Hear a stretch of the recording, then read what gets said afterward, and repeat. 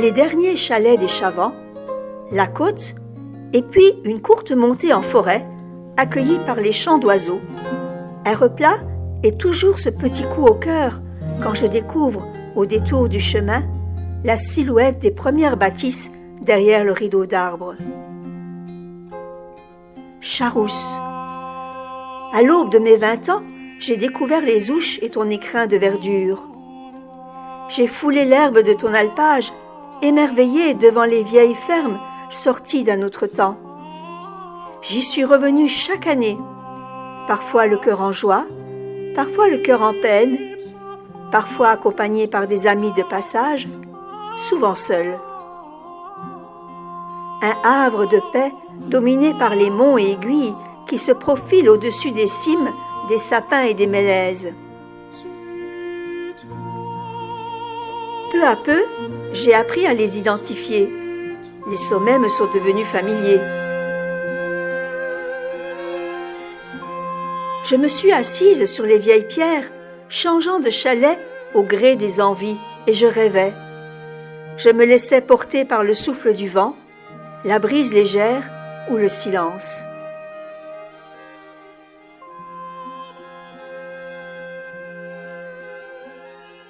L'histoire pastorale s'est inscrite en ces lieux, et quand je pose mes doigts sur les soubassements de pierre et sur les murs de bardeaux, le temps défile.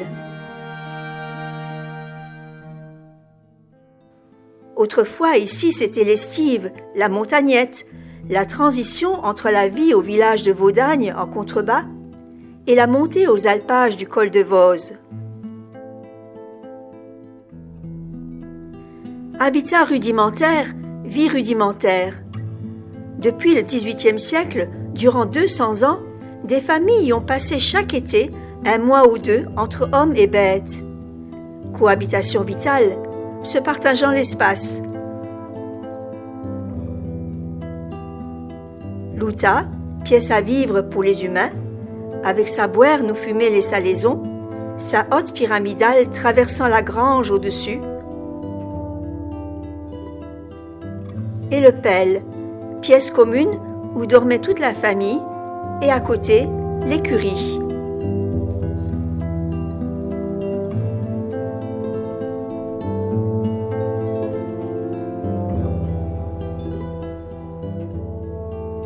J'y reviens à toutes les saisons. L'automne avec ses mélèzes flamboyants et sa lumière dorée qui réchauffe les vieilles planches.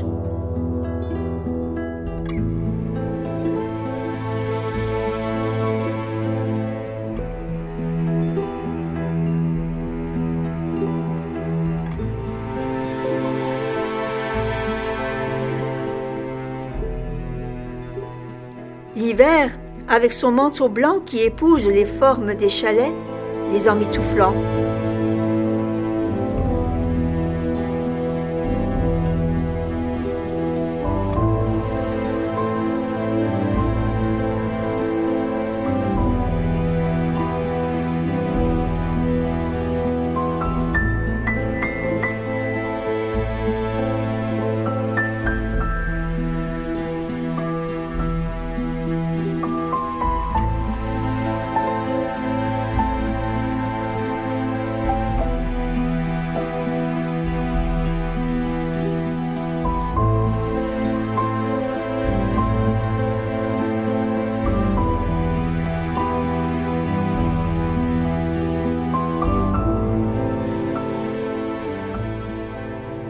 Parfois, j'y vais par beau temps, un ciel bleu et limpide, souvent sous les flocons, les silhouettes fantomatiques des bâtisses apparaissant et disparaissant dans le brouillard.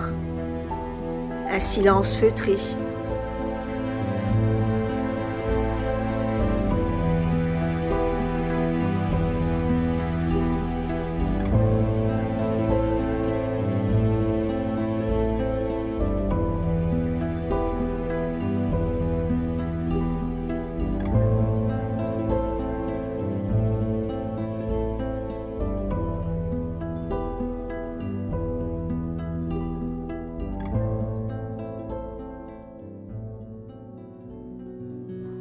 Au printemps, La neige se retire, les herbes réapparaissent, d'abord jaunâtres, puis reverdissent.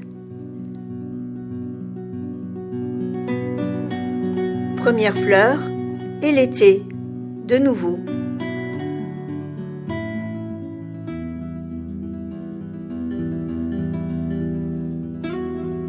Si les clarines ne chantent plus, il me semble qu'elles résonnent encore dans la mémoire des prairies. 45 ans plus tard, je reviens encore. Mes souvenirs s'en mêlent, les fantômes amicaux m'accompagnent. Charousse, préserve-toi encore longtemps du bétonnage de la vallée, afin de m'offrir encore, bonheur égoïste, la quiétude qui sied à mes pensées vagabondes.